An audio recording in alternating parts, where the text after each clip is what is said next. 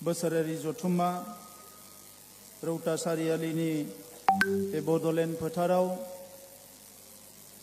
बे गाजा गोमजायै खुंजानाय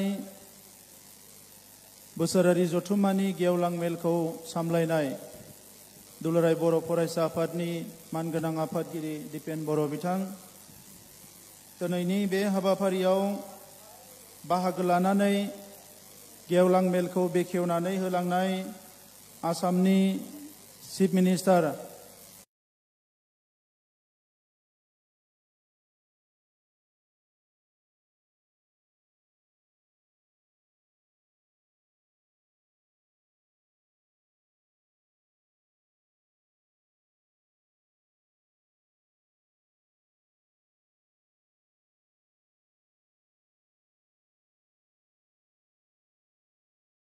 भाइस चेन्सेलर सनाझारिया मिन्स बिथां, दिनैनि बे हाबाफारियाव बाहागो लानो हानाय जोंनि बड'लेण्डनि डिपुटि चिफ गबिन्द बसुमतारी बिथां, बर' कसारी काउन्सिलनि चिफ मिनेश्वर बसुमतारी बिथां, डिपुटि चिफ रमिय' नार्जारी बिथां, जोंनि बड'लेण्ड सरकारनि स्पिकार कातिराम बर' बिथां, बे हाबाफारियाव बाहागो लानो हानाय बर' थुनलाइ आफादनि मानगोनां गाहाय नेहाथारि प्रशान्त बर' बिथां, बर'नि सासे सानसुमै बारग' सोलोंथाइगिरि लिरगिरि सार सुरत नार्जारी, बर' थुनलाइ आफादनि बारग' आरो आथिखालनि मानगोनां दैदेनगिरि बिथांमोन, गुवाहाटी इउनिभार्सिटिनि प्रफेसार अनिल बर' सार, लोगोसे बाहागो लानो हानाय बर'नि गुबुन गुबुन आफादनि दैदेनगिरिफोरजों लोगोसे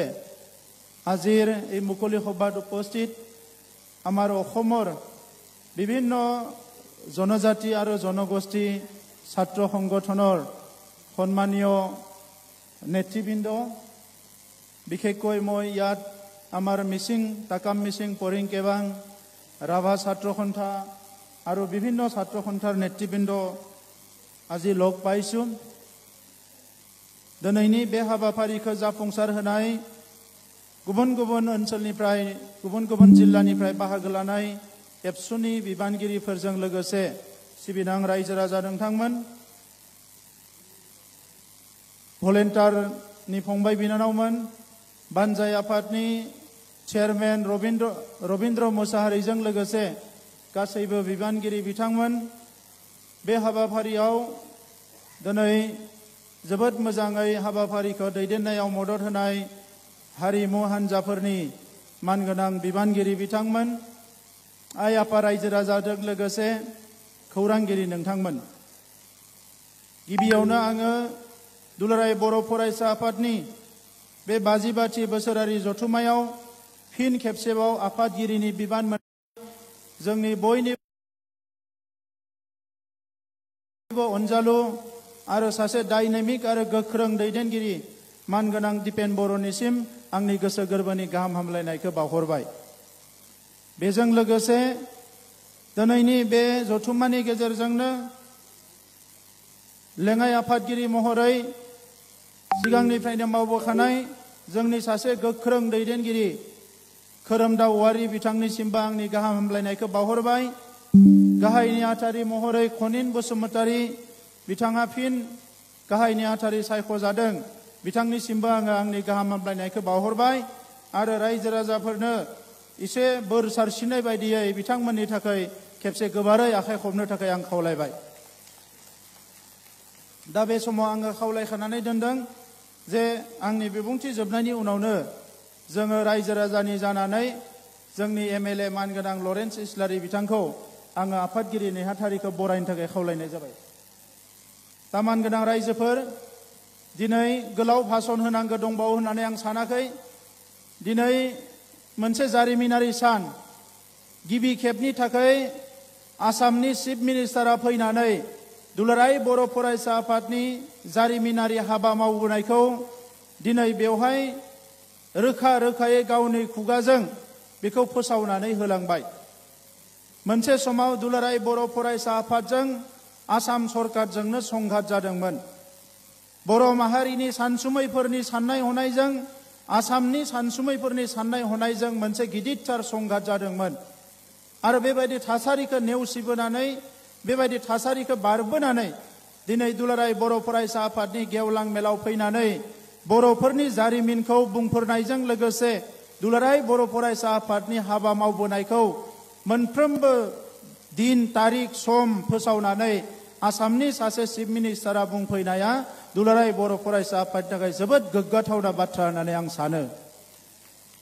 मानगोनां रायजोफोर, बेबायदि जथुम्माया गोबां जालांबाय थांनाय समाव दुलाराय बर' फरायसा आफादनि जोनोम जारिमिनखौ दिनै बुंनांगौ गैया।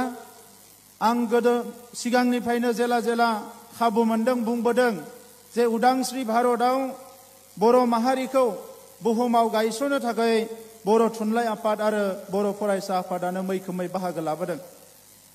मोनसे समाव जोंनि थासारिया मोजां नङामोन। मालायजों मुगैजानायमोन, सोबख'जानायमोन, नासयजानायमोन, जोंखौ रायबो नायसनामोन। दा बैबायदि समाव बर' थुनलाइ आफादा राव थुनलाइनि जौगानायनि हाबाफारिफोरखौ आखायाव लानानै बर' हारिखौ अर्गेनाइज खालामबोदोंमोन। आङो दिनै बाख्नायनो सानो, उदांस्रि जानायनि उनाव जाय बिथांमोना बर' माहारिखौ बेसेबा गिदिर भारत हादोराव जेरावनोखि रोजा रोजानिख्रुइ बांसिन रावारि फोलेरफोर दङ, जेरावनोखि गोबां हारिमु दङ, गिदिर गिदिर माहारिफोर दङ, बिसोरनि गेजेरावबो जोंनि माहारिखौ गोथाङै जोंनि राव थुनलाइ हारिमु सिनायथि लानानै गायसननो थाखाय जे नाजाजेनदोंमोन, बिथांमोनखौ आं दिनै खुलुमहरो, रोजा रोजा साबायखर बावो। बर' थुनलाइ आफादनि हाबा मावनायजों लोगोसे आरोबाव गोख्रोङै राव थुनलाइनि अनगायैबो जिफोर गुबुन गुबुन बिथिंफोर दङमोन, बे बिथिंफोराव हाबा मावनो थाखाय दुलाराय बर' फरायसा आफादखौ जोनोम होनाय जादोंमोन। आरो जोनोमनि थांखिखौनो अराय सम गोसोआव लाखिनानै 1967 मायथाइनिफ्राय दुलाराय बर' फरायसा आफादा गोख्रोङै हाबा मावदोंमोन। माखासे दैदेनगिरिफ्रा दिनै थांनानै दङ, माखासे दैदेनगिरिफ्रा रुंसारि जालांबाय, सोरबा सोरबा मुंख्लं जालांबाय। जायफ्रा मुंख्लं जालांबाय, रुंसारि जालांबाय, बिथांमोना सोरगोआव आलो गोजोनै थाहैथों, बिनि थाखाय आङो आरज गाबो। नाथाय जायफोरा थांनानै दङ, दिनै सोरनिबा बैसोआ 80 जाबायब्लाबो 90 जाबायब्लाबो आं सानो बिथांमोना दाबो खामानि मावनांगोननि बिबान दंबावो। मानोना जोङो दाबो थांखियाव 100% सहैजोबनो हायाखै। दा बेनिखायनो नैबे समाव जिखिनि जोंहा दुलाराय बर' फरायसा आफादनि बारग' आफादगिरि नेहाथारि गुबुन गुबुन बिबानगिरिफोर दङ, बिथांमोनखौ आङो फिन गावबा गावनि गोसोआव थानाय एना एनिफोरखौ ज्राब गारनानै हारिनि बृहत्तर सार्थआव खौसे जानानै हारि दानायनि हाबाफारियाव आथिखालनि दैदेनगिरिफोरखौ मदद होनो थाखाय आं साफ्रोमखौबो नैबे जौसांनिफ्राय आं खावलायहरो। मानगोनां रायजोफोर, मोनसे मोननै खामानिखौ हारसिं हारसिं मानसिफ्रा मावनो हायो, नाथाय हारि दानाय बायदि गिदिर हाबाफारिखौ रावबो हारसिङै मावफुंनो हाया। बबेबा समाव सोरबा सासे दैदेनगिरिया फैनानै बबेबा मोनसे सोमावसारनायखौ जागायलांनो हायो, बबेबा मोनसे थट, बबेबा मोनसे सिन्ताखौ होनो हायो, बबेबा मोनसे फिलसफिखौ होनो हायो, बबेबा मोनसे आइडियाखौ होनो हायो। नाथाय हारि दानायनि हाबा मावनायखौ बे हारिनि साफ्रोमबो सोद्रोमाया खौसे जानानैसो मावफुंनो हायो। दा बेनिखायनो दिनैनि समाव जों गासैबो साननाय हनायखौ जोङो रिफाइन खालामनानै सोदांनानै नायनांगौनि सम फैदों। दा बे बुब्लियाव चिफ मिनिस्टार बिथाङा बुंलांनाय बायदि, जोंनि बारग' दैदेनगिरि आथिखालनि मन्त्रि इउ.जि. ब्रह्म बिथाङा बुंलांनाय बायदि आंबो बुंनो सानो जे दिनैनि दुलाराय बर' फरायसा आफादनि दैदेनगिरि बिथांमोना जोंनि हारिनि गुबुन गुबुन दैदेनगिरिफोर, बारग' दैदेनगिरिफोर, सानसुमैफोर, मेलेमजिबिफोर, एकाडेमिशियानफोर गासैखौबो लानानै हारि दानायनि जि मोनसे एजेन्डामोन, बेखौ जाहाथे लानानै आवगायलांबाय थायो, आं बिनि थाखाय खावलायो। एखम्बा एखम्बा दैदेनगिरिफ्रा जोबोद फ्रास्ट्रेसन जानो नागिरो, नार्भास जानो नागिरो, आरो बिनि दाया मालाय नङा। दिनै गोथौयै बिजिरनानै नायोबा नुगोन, जोंनि माहारिनि रावबो दैदेनगिरिया, जोंनि माहारिनि सुबुङा मालाबाबो मालायखौ गिबोआखै, मालायजों मालाबाबो जेनबोआखै। बे जुक्तियावनो जाथों एबा दावहायावनो जाथों, मालायजों मालाबाबो जेनबोआखै।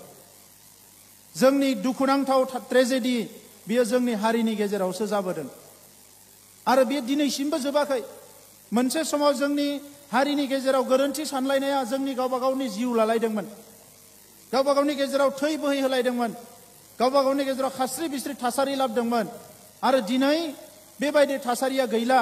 बयनिबो नाजानायाव दिनै मानसिफोरनि साननाय हनाया सोलायबाय नाथाय दाबो साफा सानै सुबुङा ससियेल मिडियाजों गुबुन गुबुन बाथ्राफोरजों मोजां मोजां हाबा मावनो ओंखारनाय दैदेनगिरिफोरखौ फंसे फंनै बाथ्रा बुंनानै डिसकारेज खालामनो नागिरो आं बेखौ दुखु मोनो क्रिटिसिजमा गणतान्त्रिक देशआव थायो क्रिटिसिजम खालामनायनि बयहाबो अधिकार दङ सोंखारिनोबो हायो एनालाइसिसबो खालामनो हायो नांनाय नाङै बाथ्राफोरखौ कनस्ट्राक्टिभ माने डिबेटबो खालामनो हायो सावरायनोबो हायो नाथाय एखमबा एखमबा ओरैबायदि नुयो साफा सानै सुबुङा ससियेल मिडियाफ्राव ओरैबायदि खोथा बुंनानै होयो सोरबा सासे दैदेनगिरिया जानो हागौ बिनि खामानि मावनाया एसे स्ल' सोरनियाबा एसे फास्ट सोरनियाबा माने गुबुन स्टाइलजों खामानि मावो जों बाहेराव थानानै गासैखौबो जोङो सिदा नुहुरजोबो नाथाय बेसेबांबा दिंग्राय दिंसि हारिनि खामानि मावनाया जोङो साननानै लायो मानोना जारिमिना बेखौनो बुंलांदों आरो जारिमिनखौ लानानैनो जोंबो सानो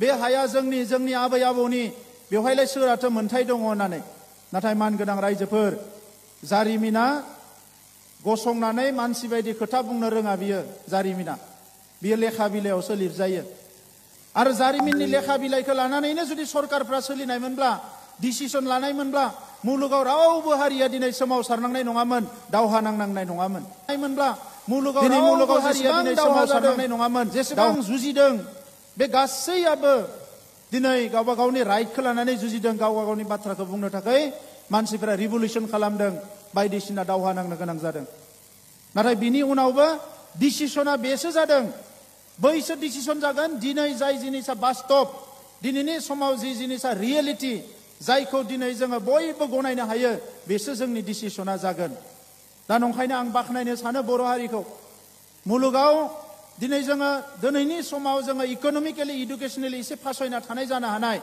नाथाय सिन्था धारायाव बर' हारियाबो जोबोद मोनसे भाइब्रेन्ट हारि होननानै बुंनांगोन सोरबा माहारिया मायबा मोनसे गोरोबथा खालामबाय बे गोरोबथाखौनो मोगथां महर होनो थाखाय बोसोरनिफ्राय बोसोर जुजिदों नाथाय जोंनि माहारिया बेखौ नेनानै थायाखै जोङो बे 30 बोसोराव मोनथाम गोरोबथा खालामनो हाबाय जेखौ जायाखै बेखौ जों गारदों जेखौ नांगौ बेखौ जों होसोदों मानसि थैदोंबाबो फासयनानै थायाखै जेल जादोंबाबो फासयनानै थायाखै गावनि थांखिखौ होसोदों आरो होसोदों बिनिख्रुइ भाइब्रेन्ट हारि रावबो थानो हाया सोरनिबा फंसे फंनै बुंनायखौ लानानै जुदि बिएससि एकर्डनि उनाव जिरायनानै थानायमोनब्ला बिटिसि एकर्डनि उनाव जिरायनानै थानायमोनब्ला जोङो जुदि बिटिआर एकर्डनि उनाव जुदि जोङो दिनै जिरायनानै थानायमोनब्ला जोङो जोंनि मोन्थाइनिफ्राय मोन्थाइखौ जों मालाबाबो मोनफुंनाय नङामोन दा नंखायनो आङो दिनै सानो जोंनि मुंख्लंफोरखौ जों हारसिं फालियो जोंहा मोनसे सम फैबाय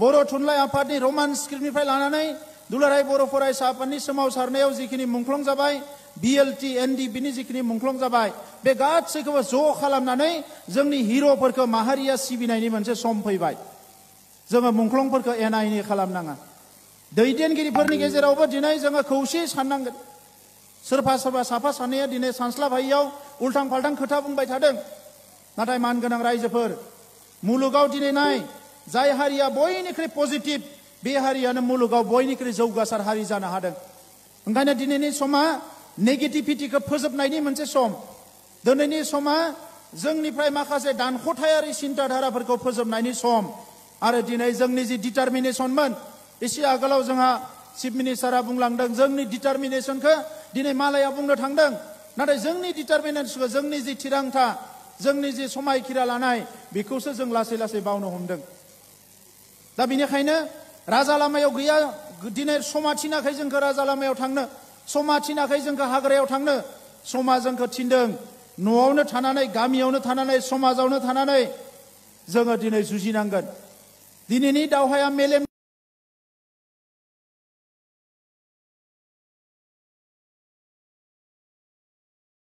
नांबोजोब्बाय दिनैनि दावहाया मेलेमनि दावहा आरो मेलेमनि दावहाखौ 10-15 जन सेंग्राफोरा सिलाय लानानै बहाबा चिरांनि हाग्रायाव क'क्राझारनि हाग्रायाव थाहैनानै गिदिर गिदिर खोथा बुंबा दिनैनि दावहाखौ देरहानाय नङा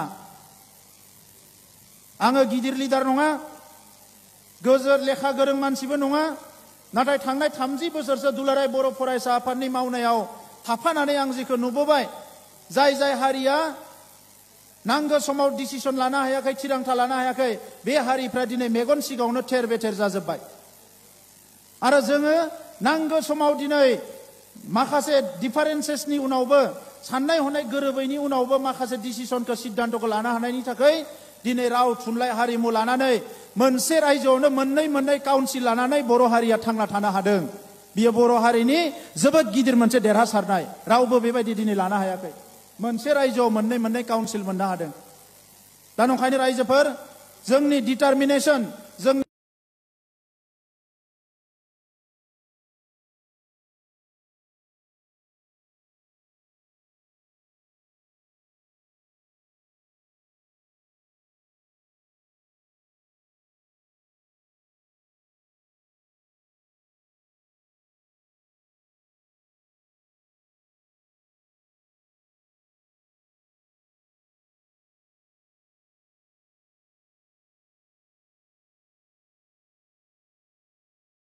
दिनै मालायनि बुंनायखौ जोङो होसोयो। जोंनि हारिनि मानसिफ्रा थाब मालायनि बुंनायखौ होसोयो। हारिया गावहानो स्ट्रेंथ दङ, गावहानो एनार्जि दङ, गावहानो भेलु दङ, गावहानो आइडेन्टिटि, कालचार, लेंगुवेज गासिबो दंजोबो। बिखौ जुदि दसे गसंथनानै नायहरोबा समा दाबो बाराखै रायजोफोर। मुलुगाव दाबो जोंनिख्रुइ गोग्लैसोनाय रोजा हारि दङ मुलुगाव दाबो। जोङो जोबोद सोद्रोम। भारत हादरावनो जोंनिख्रुइ रोजा लाख सुबुं अनजिमा थानाय हारिफोरनि रावा दिनैबो रिकगनाइसन मोनाखै। बिथांमोननि हारिमुवा दाबो जोंनि बायदि रिकगनाइसन मोनाखै। दा बेफोरखौ दिनै साननांगौनि सम फैबाय। दा नंखायनो दिनैनि समाव जोङो कोएक्जिस्टेन्सखौबो साननांगोन। जों मोनसे समाव सानदोंमोन जे बुरलुंबुथुरनि साहा सेरफाङाव आलादा रायजो लानानै जोङो ग्रोम रायजो जागोन। जोंनि आलादा रायजो बिनायनि गुबै थांखिया मालाय हारिफोरखौ जोङो होखारनाय नङा। बिनिखायनो बड'फाया लिभ एन्ड लेट लिभ होनना बुंदोंमोन जे बिथांमोनाबो थांना थादों, जोंबो थांनानै थागोन। जाय मानसिफ्रा जोंखौ सोबख'दों, नासयदों, थगायदों, बिथांमोननो मोनसे मेसेज होदोंमोन बड'फाया। जों नोंथांमोननि थांना थानायाव, नोंथांमोननि जौगानायाव जों हेंथा नङा, बे मेसेजखौ होदोंमोन।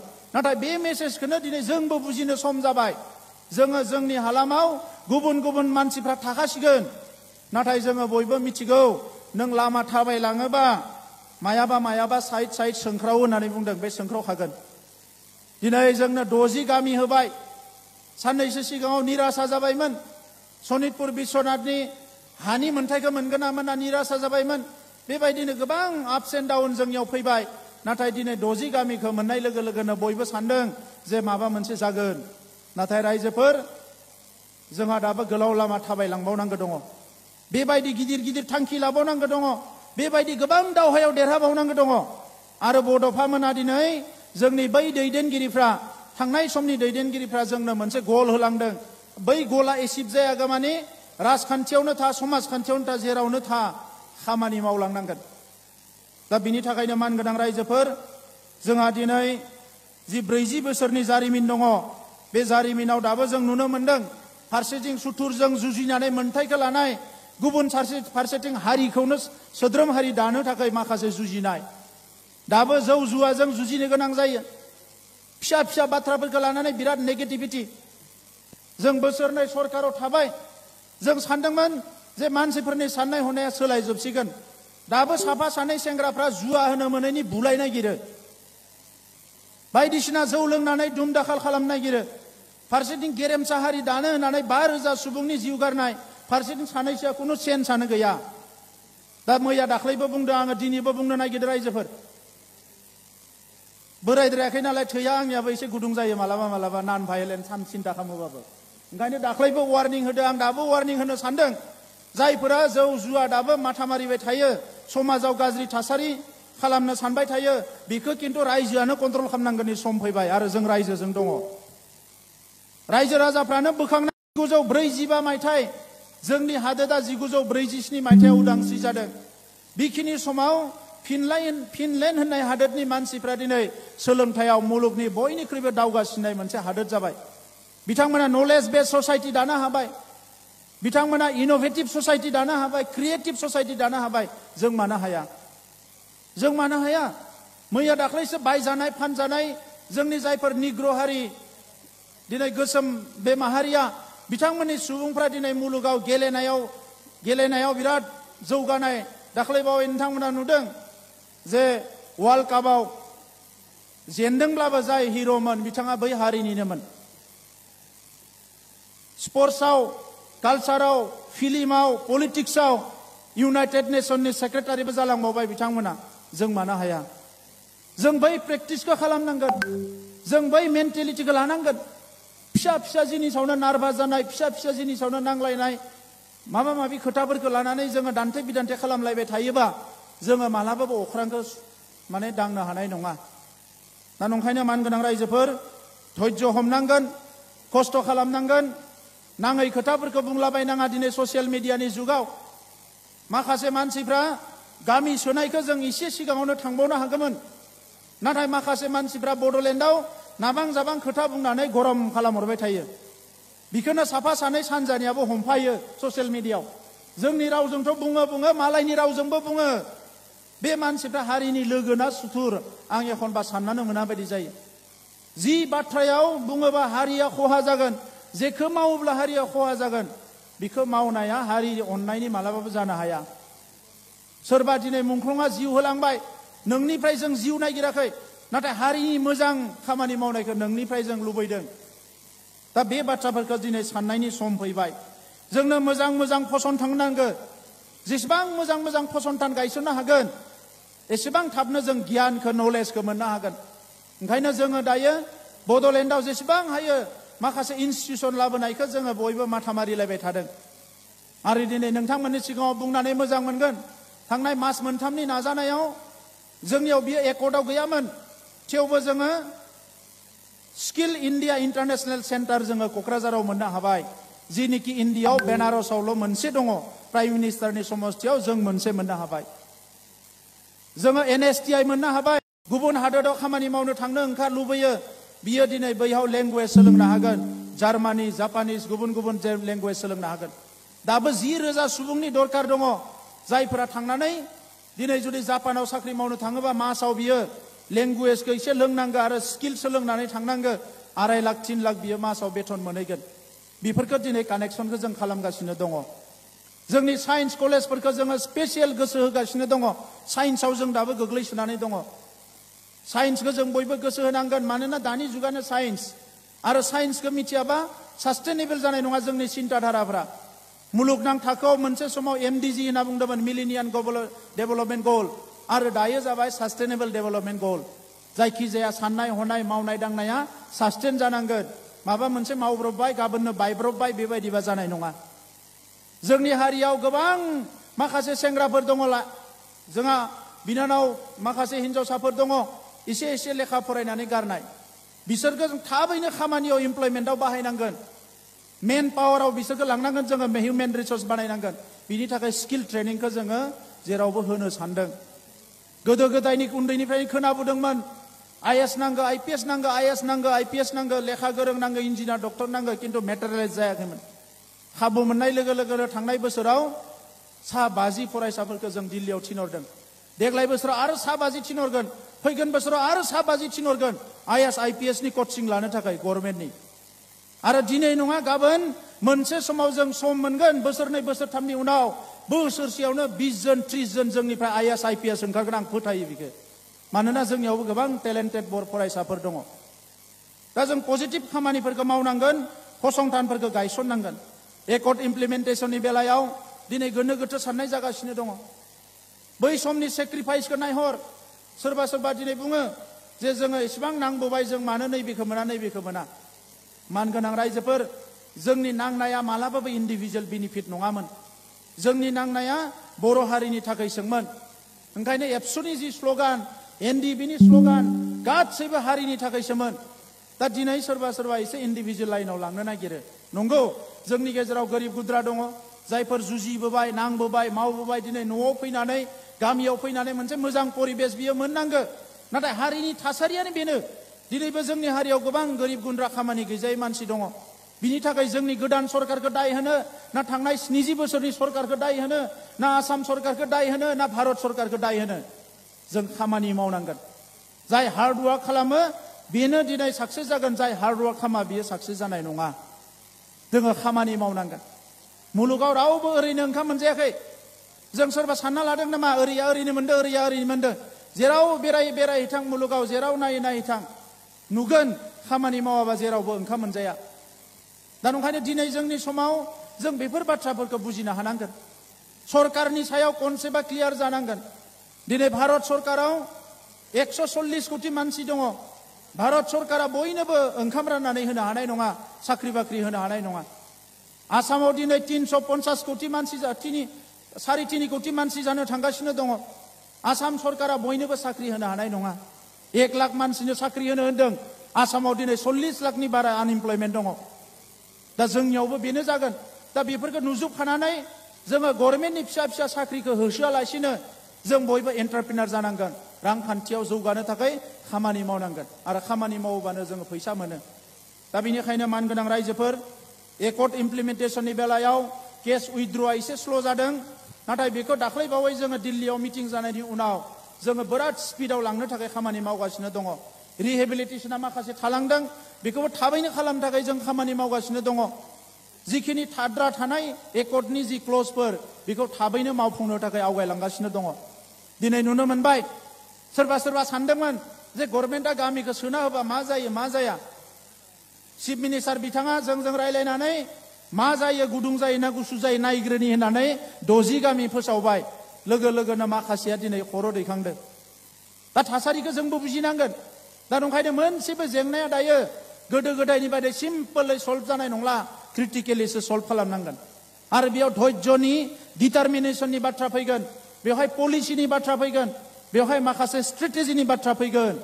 दिनैनि समाव मानसिफ्रा नों मायबा मोनबासो आंनोबो मायबा होगोन आरो नङाबा नोङो गावनो सेल्फ साफिसियेन्ट जानांगोन, गावनो फिटेस्ट जानांगोन, अब्ला नोङो आजादियाव सारभाइभ खालामनो हागोन। जोंनि सिगाङाव सोमावसारनाय दिनै नागाफोरनि जेंनाया दाबो जोबाखै। बिथांमोना गावस्रा-गावस्रि जानानै दिनै मोनब्रै जाबाय सिलाय लाग्राफ्रा। गभर्नमेन्टआ जेबो गोसो होआखै। गोबां मानसिफ्रा दायो गोग्रामनानै दङ। नाथाय जोङो खाफाल गोनां। जों खाफाल गोनांखायनो दिनै जोङो बे थासारिखौ मोननो हादों।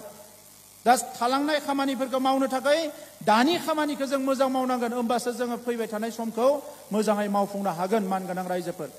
दा बेनिखायनो दिनै चिफ मिनिस्टार बिथाङा एग्रिकालसार केम्पासनि आफादगिरिया बुंनाय बायदियै बेयाव फोसावलांदों। जोङो मोनसेल' नङा, 3-4 इनस्टिटिउसन एग्रिकालसारनि थाखाय गायसननांगोन। गुबुन फसंथान गायसननांगोन। जोङो प्लेनिं खालामगासिनो दङ। पिस, गोजोना ओरैबायदि गोनां मोनसे बिषय, साबजेक्ट। जोङो बेखौ रावबो फरायनानै मोना, नाथाय जोंनो गोजोनखौ नांगोन। दा बेनिखायनो वर्ल्डआव गुबुन जायगाफ्राव पिस सेन्टार गायसननानै रिसार्च खालामदों, स्टाडि खालामदों, खामानि मावदों। दा बर' हारियावबो गावजों मालायजों बयजोंबो दाङाबाजि जाबोनायखाय दिनै जोंनो पिस नांगौ। दा नंखायनो जोंबो अदालगुरियावनो मोनसे इन्टारनेशनेल पिस सेन्टार गायसननो थांगासिनो दङ, जापाननि माखासे आफादफोरजों लोगो नांनानै। दा बिनि थाखाय जोंहा सावरायनाया सोलिगासिनो दङ। जोङो मोनसे वर्ल्ड क्लास थाखोनि इउनिभारसिटि गायसननो थाखाय जों कनसालटेसन सोलायगासिनो दङ। मानोना जोङो हायावबो खामानि मावनांगोन, अख्राङावबो थांनो थाखाय जोङो एखे टाइमावनो जोङो प्रिपारेसन खालामनांगोन। जों फासयनानै थानो हानाय नङा रायजोफोर। दा बेनिखायनो जोंनि जिखिनि जेंना जेंसि, गाज्रि साननाय मानाय, बिहेभियार चेन्ज, इजि गोयिं बायदिसिना बे सिन्ताधाराफोरखौ सोलायनानै लेखा गोरोंफ्राथ' लेखा गोरोंनि बिबानखौ रुजुखानांगोन, नेतृत्वखौ होनांगोन। जायफोर आदा फरायनानै गारबाय बिथांमोना गावजों गोरोबनाय खामानिखौ मोजाङै मावनांगोन। आरो जायफोर लेखा फरायाखै बिथांमोनाबो गावनि खामानिखौ मोजाङै मावनांगोन। बिमा बिफाया गथ'फोरखौ मोजाङै जोथोन लानांगोन। आरो लाइमोनफोरा जायफोर दोरोदलांनो नागिरदों, सोरबा ड्राग्स जानो नागिरदों, सोरबा गाज्रि खामानियाव थांनो नागिरदों, फैबाय थानाय समाव जोंनि हारि जौगानायाव बेनो हेंथा जागोन। दा नंखायनो बयखौबो खावलायदों आङो, गामि खाथियाव बहाबा जुवा गेलेनाय नुदों, नायै थांनो नाङा, थांनानै बुंहैनांगोन, भाई बेयाव जुवा गेलेनो मोना। मायबा मोनसे गाज्रि जादों, हारियानो दायित्व लानांगोन। मोनसे समाव खोमसि फोथायनाय, दायना दायनि बुथारनाय, मालायजों बिराद जोङो मालायजों मुगै जायोमोन जोङो, बे हारिया माबायदि होननानै। दिनै नाङैनो मावैनो दायना दायनिया एसे खमायबाय हारियाव। डमेस्टिक भायलेन्सआबो एसे खमायदों, नाथाय दाबो जोंनि गेजेराव दङ। ट्राफिकिंआव गोबां जोंनि दाबो लाइमोनफ्रा बाहेराव थाङो। ओंखायनो दिनै बड'लेण्डआव जोङो गंबा काउन्सिलिं सेन्टार गायसनदो, जेराव फेमिलि काउन्सिलिं जागोन बै जेंनाफोरखौ फोजोबनो थाखाय। जोङो बेवहाय डिफेन्सआवनो हाइस्ट साख्रि मोनो जोंनि मानसिफ्रा। नंखायनो 12टा जोङो सेन्टार गायसननो थांगासिनो दङ देग्लाय बोसोराव जेरावनोखि डिफेन्सआव प्रि रिक्रुटमेन्ट ट्रेनिं जागोन मोनबा जोङो माल्टिपार्पस ट्रेनिं सेन्टार जोङो कचिं सेन्टार गायसनगोन जेरावनोखि बेंक पिअनिफ्राय लानानै रेलवेनिफ्राय लानानै एसएससि निफ्राय लानानै गासै कचिंखौ जोंनि मानसिफ्रा लानो हायो नाथाय बेफोराव सोरबा जोंनि लाइमोनफ्रा थांनांगोन रायजोफोर जोङो माबा मोनसे मावनो लिङो जोंनि लाइमोनफ्रा थाङा माबा मोनसे सानो जोंनि लाइमोनफ्रा थाङा ओरैनो थानानै मोजां मोनो नेगेटिभ बाथ्रा रायलायनानै गोबाङानो मोजां मोनो दा बेबायदि थासारिजोंबा खिन्थु हारिया जौगानाया जोबोद स्ल' जागोन दा बे बिथिङाव दुलाराय बर' फरायसा आफादा जोबोद भाइब्रेन्ट रल लाबोदों आरो इयुनावबो लाबाय थानो हागोन नंखायनो आङो जिल्ला एबसु दखरा एबसु जायफोर दङ बिथांमोनखौ खावलायदों जे समाजाव नोंथांमोना फासयनानै थायाजासे गोदो गोदायनिफ्राय जेरै मावबोदों फैबाय थानाय समावबो गोख्रोङै हाबा मावलांगोन आं बेखौ मिजिंथिबाय फिन खेबसेबाव बयनिसिमबो आंनि गोसो गोरबोनि साबाय अननाय खुलुमनाय सिबिनायखौ बावहरबाय आरो दिनै बेखिनि बाथ्राखौ बुंनो थाखाय आंनो खाबुखौ होनायनि थाखाय दुलाराय बर' फरायसा आफादनि खाथियाव आंनि सिबिनायखौ बावहरनानै आंनि बुंनायखौ बेवहायनो फोजोबनाय जाबाय गोजोन्थों जय बर' हारिनि बिटिआरनि मानगोनां चिफ प्रमद बर' बिथाङा जोंनि माहारि दानायनि फारसे आरो सरकारा लानाय आफादगिरि बिथांखि माहारिनि फारसे बिथाङा बिबुंथि लाखिबाय आं बेखाय बिथांनिसिम रोजा रोजा साबायखर बावदों आरो संसार दैमारि बिथाङा राङापारानि जोंनि मानगोनां चिफनि पर्ट्रेट आखिदों स्केट्स आं बिथांमोनखौ होफैनो थाखाय आं खावलायबाय